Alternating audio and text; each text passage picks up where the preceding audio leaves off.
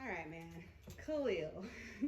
what what is going on there? Because I mean, it's very robotic, almost. It's very Terminator-like. I imagine it's super fun to play. Oh, of course. But as far as like it being Painkiller versus Khalil, are we going to see glimpses of Khalil still being in there? Absolutely not.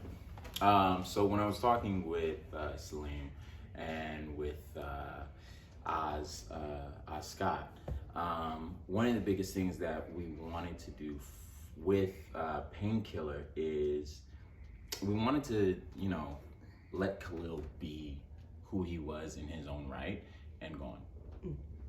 Dead. He's gone. So when we brought back Painkiller, it's, it kind of is like, we wanted him to have his own attitude, his own character, which gets explored a little bit more in further episodes. However, we wanted to establish him as being literally what he says, a human biological weapon, and an individual who has no remnant of his past. What better way to do that than to have that young man kill his own mother, the woman that he idolized, his pillar, his rock, his foundation. That for me was hard as well, and it was clear in doing that, it wasn't trying to show any emotion of anger or hatred or spite. It was really just trying to show he's just doing a job. He's just as simplistic as it can be, and that's it. He's just doing his job, and that's who Painkiller is. And as like I said, later on in future episodes, we see more we see more characteristics of who Painkiller actually is, not who Khalil is, not who, emotions or anything. You just get to see, because you got to keep in mind, he's now a guy, he's a kid that has heightened abilities, extreme intelligence, masters over, I believe, 20 something martial arts. Yeah, 23 martial arts. I mean, just from season 2, we saw that he had strength that was enhanced. He was strong, but now he has something that's kind of like harnessed it and made it more focused. I like to liken him to a German Shepherd. German Shepherds are the type of dogs where they're very, very good, very smart and intelligent, but they need something to do. And if you don't, then you're gonna have a beast. And that's kind of what I've, also leaned into when playing Painkiller, is that, he's gonna be pulling against the leash a little bit, because just like any adolescent, when they meet a little bit of authority, they give a little bit of pushback. Now, who represents that authority in Painkiller's life? That's going to be Agent Odell, the director of ASA. So that'll be fun to see what happens and comes from that. Oh, I go. So just seeing the trajectory of this character going from just a timid just a high school kid to being broken to being, just be honest, I don't know if you did it yet, but you just written down, just seeing you in this season, you have just said, hey, I want to be an action star now. God is like, the God willing, Lord willing. That's what I would love. This season, I would love to. It's like I amazing. appreciate that. That's it's amazing, humbling. the transformation. So how does that really play into, like, I know that plays into the character, like you said, Khalil's gone. Yeah, he's gone. We're probably not gonna see him no more. But does that really make Painkiller better for you? For me, the thing is, so with and again, thank you so much that you said that, because that's just hard work working with Danny Boyer, David Conk, Eric Mbanda, Nick Pelikai, who is my stunt double, Cassie, Deandra, so many people in the whole stunt world that you just have to acknowledge, because all the stuff that you guys see, you wouldn't see that. It wouldn't be me if they hadn't trained me, if they hadn't worked with me, if I hadn't done that. So it's just a matter of diligence. It's a matter of just being committed to it, and just having a great team. With that said, I think the thing that I wanted to do, I was asked if I mourned Khalil before, or when I was reading the scripts and everything, and I answered honestly, and I said, "Nah, I didn't." And the reason why is because if I'm going to play this, bloodhound type of focused military super soldier, Bucky Barnes, if you would even want, you know what I'm saying? Yeah. You have to be able to let that be dead. And because you're doing a disservice to that character. Any of the characters that I played in the past or that I'll play in the future, you always want to have something unique and something original to them as well. I mean, I would hope that when you saw Countdown, you didn't see any of Khalil or any other personality. Right. You know what I'm saying? Mm-hmm. So, yeah, when it comes to playing Painkiller, he's a different beast. He's not high school. He is a grown man. And you have to play him that way. And what helps with that is the fact that he has a chip and that he is so much more advanced and far ahead because he knows his history, because he knows philosophical quotes. He knows, so much that's going on besides just the physicality of it. He knows he's a tactician. He's smart. He's miles ahead, so I love playing and leaning into that because, I get to play a grown ass man. That's dangerous. So it sounds like from what you're talking about, like you're very much envisioning Khalil and Painkiller as two separate personas. What were you drawing on to make Khalil feel real, like as a high school kid? Mm-hmm. And what does it mean to you to have to like put all that stuff in the box, shut those emotions off, right? In this new kind of evolution of the character. Great question. So one of my, the people say like if you're going to bite from the greatest, right? One of the things that I always will fall back on whenever looking at a character or if writing, I always look at Greek mythology. So you have Homer. With the Iliad, Odyssey, and you have Odysseus in there. You have Achilles. You can also do Jason the Argonauts. You can say Pericles, Hercules. So many different heroes that we've seen just in history. One of the key things that always is accompanied with them is a folly. It's something that is a mistake. So I give you that caveat because with Khalil we have to look at Khalil. The reason why he's shaped the way he is because of the environment that he grew up under or grew up in. He's on the other side of the track from Jin. Mm-hmm. He lost his brother due to gang violence. His father was incarcerated. He earned and drove his way through track. The father figure that was there for him was Jefferson Pierce. We saw that season 1. Then we also see season 2. Who's the father figure in his life then? Tobias Well. Who is the father figure for, if it were Khalil or from a character, Painkiller? Who is that now? Agent Odell. So we see a steady theme every 3 seasons. Now, going back to who Khalil is, all of that stuff being raised in that environment that he was, the main pillar, the main cornerstone for him, it was Nichelle Payne. It was his mother. Mm-hmm. Now, we take that, jump to season 3. You have to be a completely different person if you're going to take the key aspect to where your success derived from and kill that. So, Painkiller, he has to be the reason. Everything that was great about Nichelle, everything that was wonderful was instilled in Khalil.